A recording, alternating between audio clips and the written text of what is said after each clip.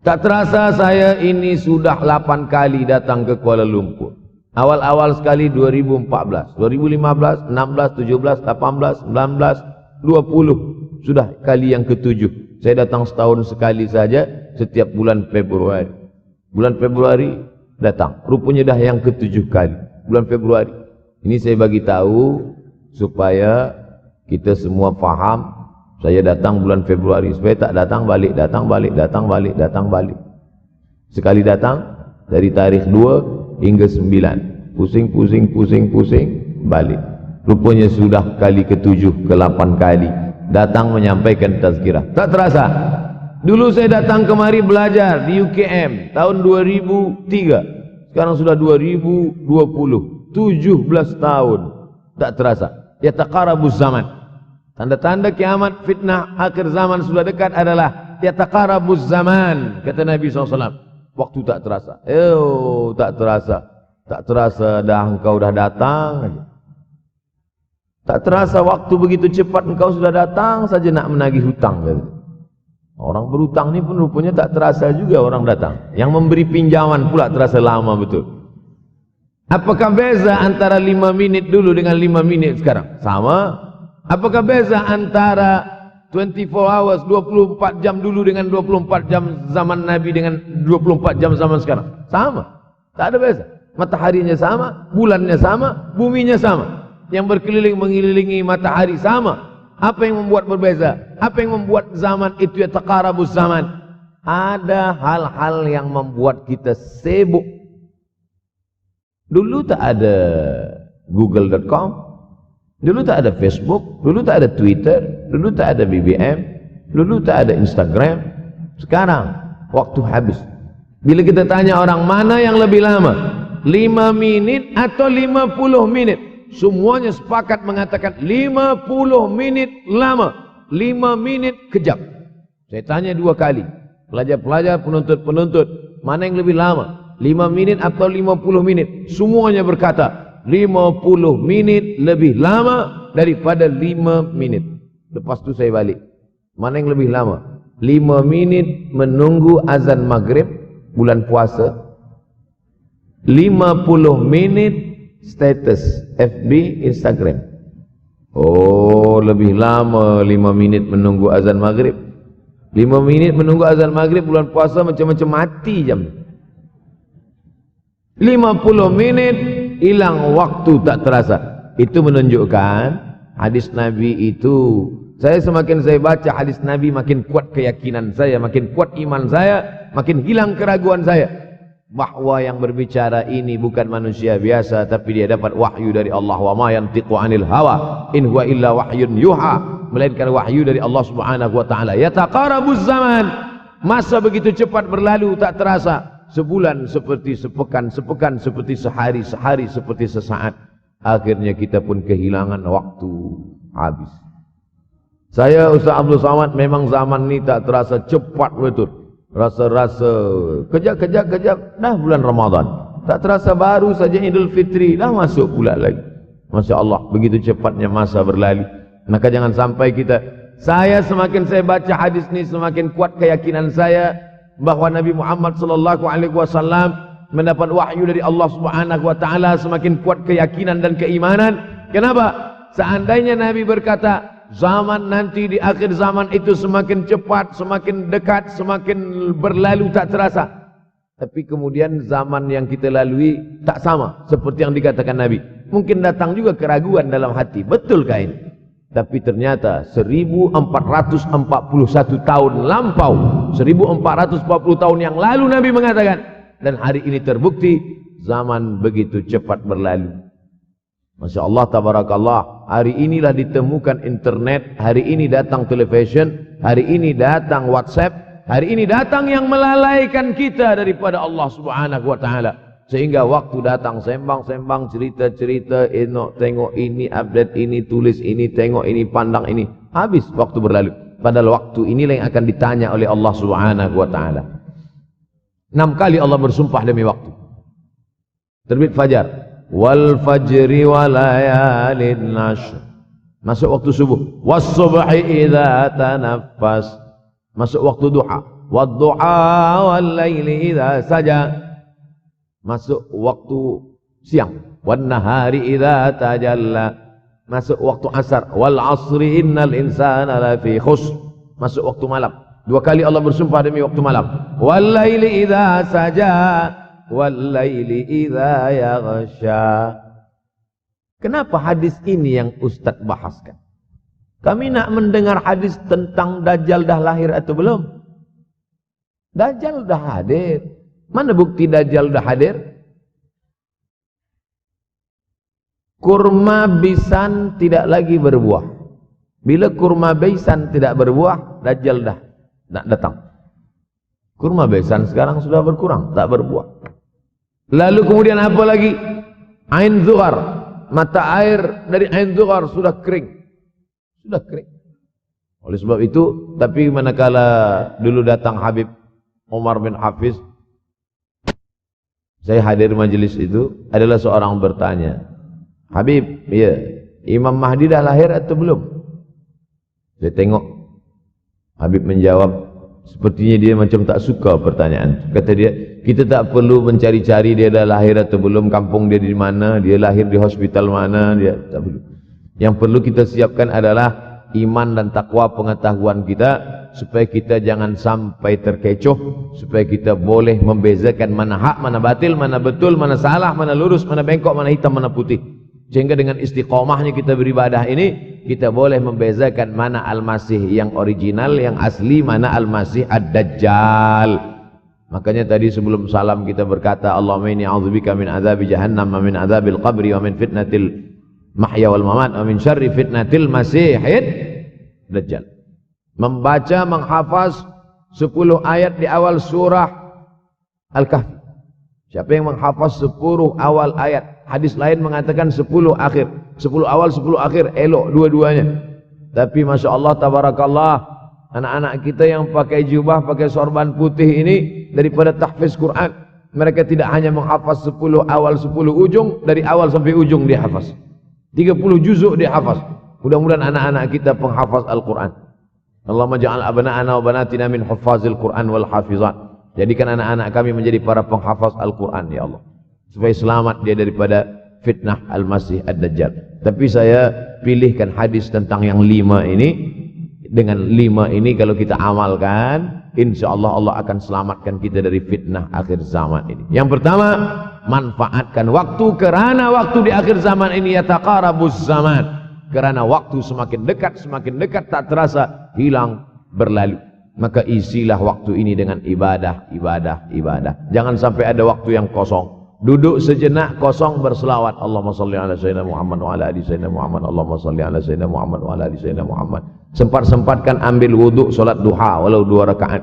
Sempat-sempatkan sebelum tidur malam solat witir 3 rakaat, supaya tidur kita sentiasa dalam wuduk dan kita sempat solat witir. Andai mati kita malam itu, insyaallah mati dalam keadaan husnul khatimah. Usolli sunnatal witri 3 rakaatin lillahi ta'ala. Nanti malam jaga tidak witir lagi, hanya tahajud saja. Sempat-sempatkan solat tahajud. Elok amat sangat baik solat wuduk 2 rakaat. Usolli sunnatal wuduk raka'ataini lillahi ta'ala. Selepas solat wuduk, solat sunat taubat.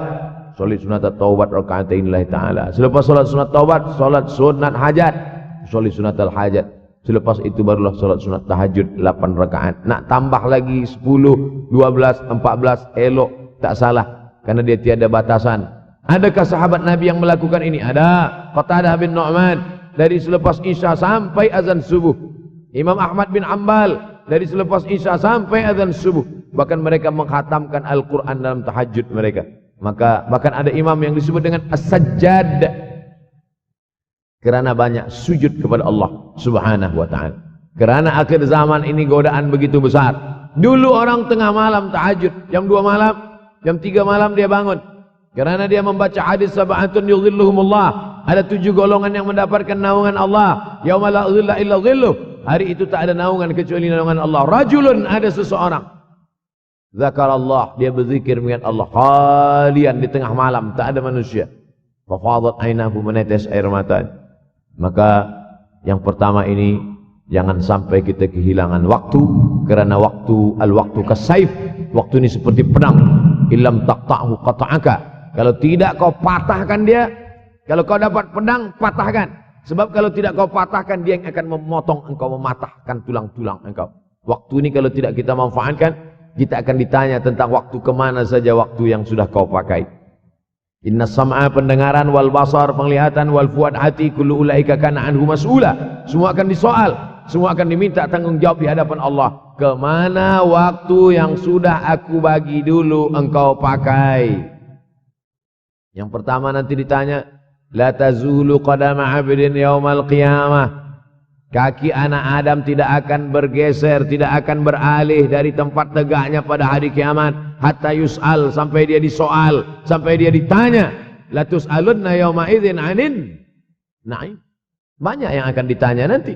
Tapi Nabi bagi tahu, di antara yang akan ditanya dari sekian banyak nikmat itu 4. Yang pertama, an umrihi fima afnah. Umur kemana engkau habiskan? Hari ini ada anak-anak muda belia umurnya 17 tahun. 17 tahun habis menghafaz Al-Quran.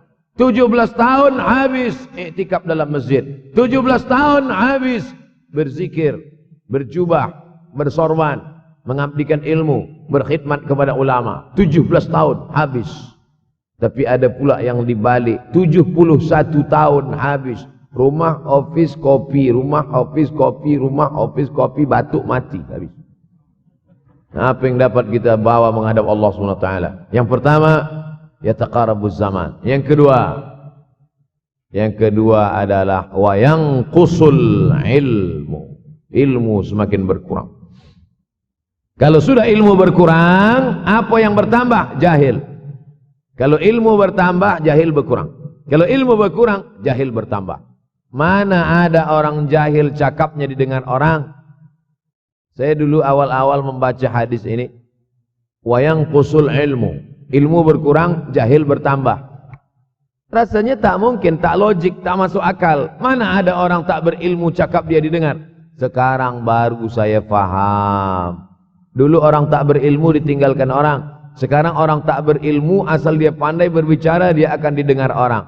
Bahkan orang jahil pula punya channel. Apa namanya? Jahil.com. Orang jahil punya channel. Banyak pula follower dia daripada follower kita. Banyak pula viewer dia daripada viewer kita. Sebab apa? Sebab yang menyaksikan tiada berilmu, yang berbicara tiada ilmu. Oleh sebab itu maka kita galakkan menuntut ilmu di majlis-majlis ilmu. Untuk apa Abdul Somad sudah berumur 43 tahun pun masih pergi juga lagi ke Sudan belajar? Apa yang nak dicari ini? Tak lain tak bukan, mudah-mudahan kita termasuk orang yang sampai akhir hidupnya mencari ilmu, insyaAllah. Saya datang kemari bukan niat mengajarkan ilmu. Saya datang ke Malaysia tetap niatnya belajar mencari ilmu. Man salaka tariqan, siapa yang melangkahkan kaki melalui suatu jalan, yaltamisu fihi ilman, siapa yang melalui suatu jalan niatnya untuk mencari ilmu, sahalallahu lahu bihi tariqan ilal jannah, dimudahkan Allah jalannya menuju surga. Innallaha la yantazi'ul ilma intiza'an. Innallaha la yanzi'ul ilma intiza'an. Allah kalau mencabut ilmu, bukan macam mencabut pokok kayu dari tanah. La yantazilul ilmu intiza'an. Allah tidak mencabut ilmu macam mencabut pokok kayu dari tanah hingga ke akarnya, tidak. Lalu bagaimana ilmu ini dicabut? Biqabdil ulama. Dengan matinya ulama, maka habislah ilmu. Meninggal Imam Syafi'i, berkurang ilmu. Meninggal Imam Nawawi, berkurang ilmu. Meninggal Imam Fulan, berkurang ilmu. Maka yang hadir adalah al-juhala. Yang lebih menakutkan lagi adalah al-juhala bi thawbil ulama. Orang jahil dengan pakaian ulama. Abdul Somad tidak mengatakan dirinya ulama. Saya selalunya membacakan ayat Quran, membacakan hadis Nabi, menyampaikan fatwa ulama. Tak pernah saya berceramah, bertausiah. Menurut saya, siapa saya? Siapa kita?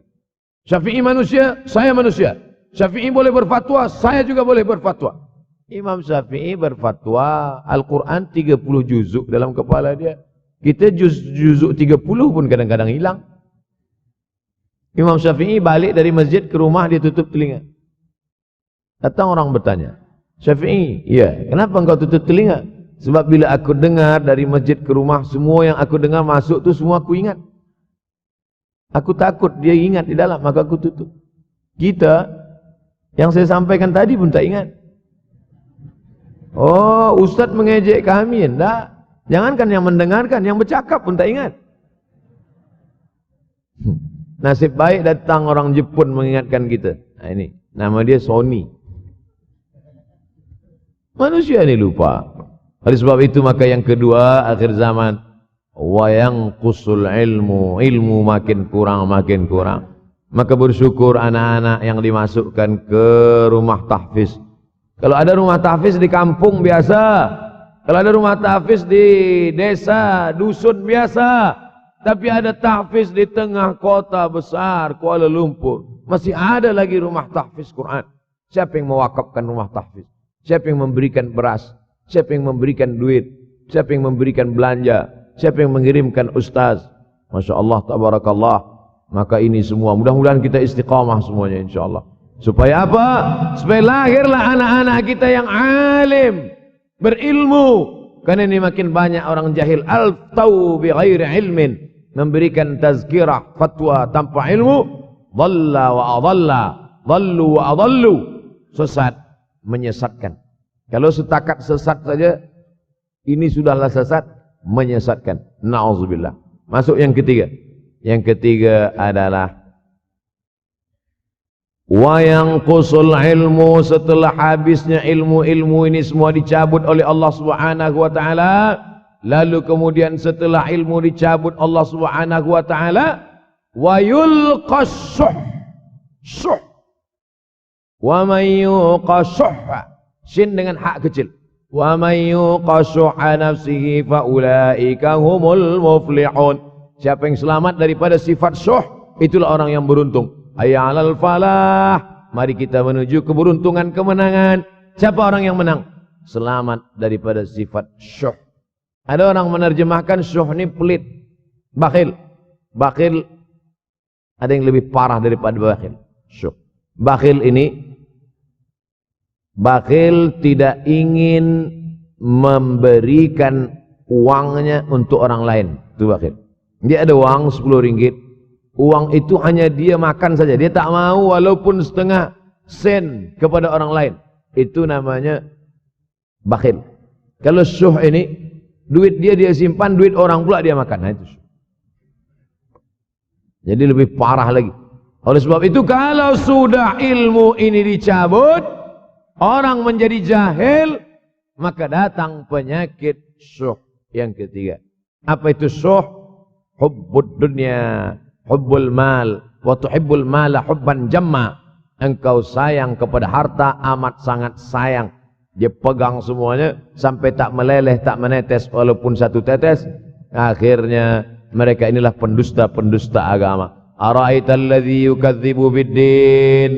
Tahukah kamu siapa itu yang mendustakan agama? Fadzalikal ladzi yad'ul yatim. Mereka itu yang membiarkan anak yatim. Wala yahuddu ala ta'amil miskin. Dia tidak mempedulikan makanan orang miskin. Sebab apa? Bukan sebab tak ada harta, sebab syuh. Kenapa syuh? Sebab tak ada ilmu. Tak ada ilmu tentang akhirat. Dia pegang, dia simpan, mati, habis. Yang dia bawa hanyalah 1, 2, 3 helai kain kafan saja. Itulah mengapa Sultan Turki, Sultan Muhammad Al-Fatih, Sultan Abdul Hamid. Coba tengok gambar Sultan Muhammad Al-Fatih, Sultan Abdul Hamid Turki dulu. Sorban dia besar-besar. Saya dulu terkejut, lama saya tengok. Kenapa sorban orang Turki ini besar-besar? Lama-lama saya baca, rupanya sorban orang Turki itu kain kafan. Tuan-tuan, balik dari sini beli kain kafan 2 meter. Ikatkan kepala, bawa sembahyang. Supaya ingat mati. Bolehkah menyiapkan kain kafan? Baca kitab Tambihul Mughtarrin, peringatan bagi orang-orang yang tertipu. Di situ ditunjukkan banyak ulama, bahkan mereka menggali tanah di dalam rumahnya. Malam-malam dia tahajud, selepas tahajud dia duduk di dalam tanah itu supaya terasa bagaimana rasanya mati. Gali tanah 2 meter, masuk ke dalam. Tapi kalau nak buat itu kita saja dengan Allah. Jangan pula, banyak juga orang sekarang udah gali tanah masuk ke dalam, streaming pula. Hai guys, nak rasakan mata, mana boleh terasa. Kita saja masuk ke dalam. Rasakan macam mana rasa. Sebab kalau cakap saja, marilah kita ingat mati, takutlah kita pada mati. Kita tak tahu bagaimana rasa mati. Kalau nak merasakan bagaimana rasa mati, nanti kalau ada orang mati meninggal dunia, masuk kita ke dalam. Kita sambut jenazah, kita letakkan, kita duduk, rasakan. Ketika Fatimah meninggal, Fatimah mak Sayyidina Ali meninggal, Nabi masuk ke liang lahat. Masuk Nabi ke liang lahat. Nabi berdoa di dalam. Ketika Utsman bin Maz'un meninggal, Nabi masuk ke dalam. Nabi pegang jenazah Utsman bin Maz'un. Meleleh air mata Nabi turun ke misai, turun ke janggutnya, turun menetes sampai ke bawah. Merasakan bagaimana rasanya di dalam. Dulu saya pernah berjumpa dengan seorang pemuda, telinga dia pakai anting subang. Lalu kemudian saya tengok banyak tato dia. Saya tanya, macam mana cerita awak bertaubat dulu? Mak saya meninggal, Ustaz Abdul Somad. Lepas tu saya tegak di tepi kubur. Macam ada yang menolak saya dari belakang, masuk saya ke dalam. Masa masuk itulah terasa sejuk di kaki. Datang rasa takut saya. Makanya kalau ada orang yang sudah kita bagi tazkirah, bagi nasihat tak juga, nanti ada orang meninggal, bawa dia agak dekat, senggolkan sikit, jatuh. Gitu caranya supaya kita terasa mati ini. Supaya apa? Hilangkan penyakit syuh, cinta harta, takut mati, dan membuat kita menjadi bakhil, pelit.